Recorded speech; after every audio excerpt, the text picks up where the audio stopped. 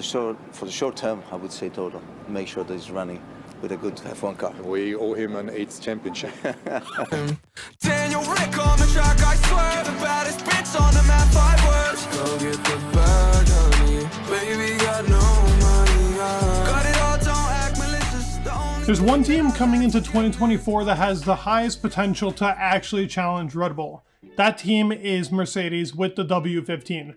But why do I say this? The car was so inconsistent throughout really 22 and 23. And honestly, the W14 was a complete failure of a car. So what gives me the idea that Mercedes will fight in 24? Well, let's go over it in this video. We have some details as to what their 24 car will be and why the expectations are so high. Before I start the video, thank you all so much for support on the channel. I know we're in off season, but you know there's gonna be plenty of content here on the channel. So if you're new here, subscribe. It would mean a lot to me, and go ahead and like that video. You guys are the best. You guys mean the world. Let's continue on with the video. So the W15, as this article states, Mercedes changing every component for the W15 F1 2024 car. Now, what does this really insinuate? Well, this car, and I've mentioned this multiple times, but let's just go over it. It started as a no side pod design. So the chassis in the car is built to be really weighed on the front end. This isn't a good thing if you can't actually have a stable rear. Well, what was the issue all year that Lewis Hamilton complained about? He mainly complained about the seating position and why he can't feel the rear of the car. Well, that's because the rear of the car was unstable. Doesn't mean the car was slow, but there was no confidence in that car. So some Grand Prix they were good, others they weren't. I think Las Vegas actually worked for them because it's so little cornering speed and you don't really need high speed there for the car. They were able to get a grip in the car. But then you go to tracks like Brazil, where confidence is key in a lot of aspects on that track. He could not extract a lot. The Senna S is important. The last sector is important. Sector 2, it's all important. And the car, there was no confidence in that car, but also the car was just genuinely slow. A lot of people like to mention that Mercedes talks about this car as if it's like the worst car on the planet. Well, from their standards, this car was horrible. People keep mentioning, oh, but it's a good car. It's realistically not. This would be a good car if it was a Williams. It's not a good car if you're Mercedes. You need a championship winning car when you win so many championships in a row. So why are they changing everything in the car? As I said, the chassis was a no side pod, going to what they added to side pods. When you look from the side view, a lot is still missing. This car still is a Frankenstein car. The side pod isn't even extended to the length that most side pods are extended to. There is no actual undercut within the air. They lose downforce purely off of the side pod being like that. They gain less of it, so they had to still compromise in certain areas. Now, there was a lot of tests run this year for this car to see what will work for next year. The floor seemed to be a lot better. Gave the drivers confidence, so that is a good aspect, a step up for the car. That floor was outwashing a lot when it originally came out, the Monaco spec of the floor. A lot of outwash.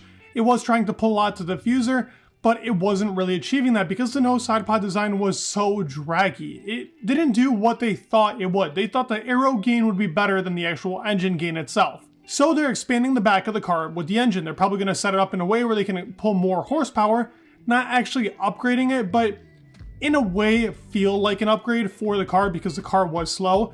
But also, the biggest key, and I keep talking about it, it's that side impact structure. The way that it was set up and where the drivers are sitting, that front and forward cockpit position, really messed with the minds of George Russell and Lewis Hamilton. With that idea in mind, they're now going to back up the drivers, bring up the side pod because the side impact structure will now be set up probably more similar to where Red Bull has it. We can't even see where the side impact structure is. We saw it on the Ferrari with the little bump, but Mercedes will have it probably hidden just like Red Bull. It'll be somewhat within the side pod in that undercut. Now, Red Bull has those paper plane side pods. It does two things. It gives you better airflow getting to the rear of the car, but it also provides another channel of airflow. The Mercedes car never had that.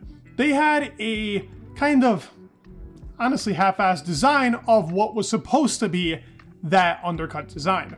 With the undercut design, you bring that other channel of airflow. If you can properly get it to the rear, you get a big boost in top speed, and McLaren was able to achieve that. Aston Martin actually was gaining a lot of top speed. They lost a lot in the rear as well. I think that has a lot to do with kind of the Mercedes concept as well, because the car is kind of oriented around it. and their diffuser was always smaller. I even mentioned this in the beginning of the year. Now with the diffuser change and the actual engine, they could change up the gearbox to make it smaller, just like the Honda gearbox. That gives them even more speed because the actual diffuser channel is bigger, providing more airflow going towards the rear of the car. Another step in the right direction for the W15 car. Do you get where I'm going? There is a lot to go off of.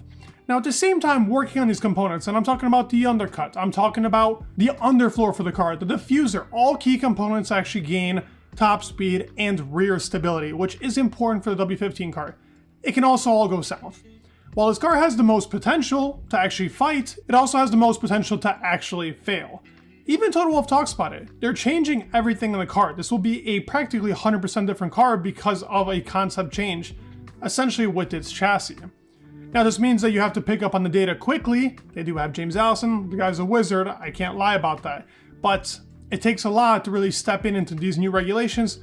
He did help on the W14 in the beginning, but it's not like he was there hands-on 24/7 like he was with his predecessor cars like the W10, W11, and so on. This is a brand new car for him still that at it.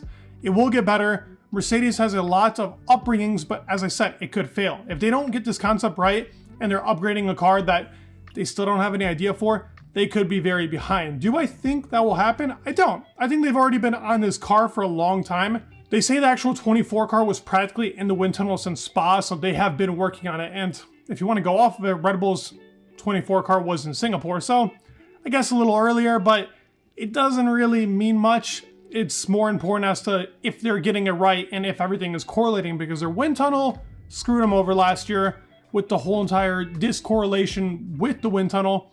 It even put the car that was already a Frankenstein model in an even worse position. A lot to look forward to. If you're a Mercedes fan, this is kind of the year that you're gonna hope everything will turn around. And I do think they could be back to their winning ways with the changes. As I talked about, it'll mainly be in the side pod and that real impact structure on how they set up the chassis. The chassis is the most important part in the car if it is not set up right. With that front downforce in the actual chassis they have right now, it worked well. For front downforce, they were good. For rear, it was not stable, and they had a lot of issues from Grand Prix to Grand Prix. Any rear limited tracks, it was horrible for them 90% of the time. So with the big change also comes a big compromise, but I do think Mercedes will achieve it, and that's why they're my car for 2024 that you really need to look out for, and I think they'll be the car that has the most upgrades throughout the year. Let me know your thoughts down below in the comments below. You know that I'll be covering everything this winter when it comes to leaks and what they're talking about with the cars, because I have a lot of ideas, and essentially just covering this is my favorite part. So leave a comment down below, please leave a like, subscribe, it would mean the world, and peace. Daniel Rick on the track, I swear, the baddest bitch on the map, 5 words. Go get the bag, honey, baby, got no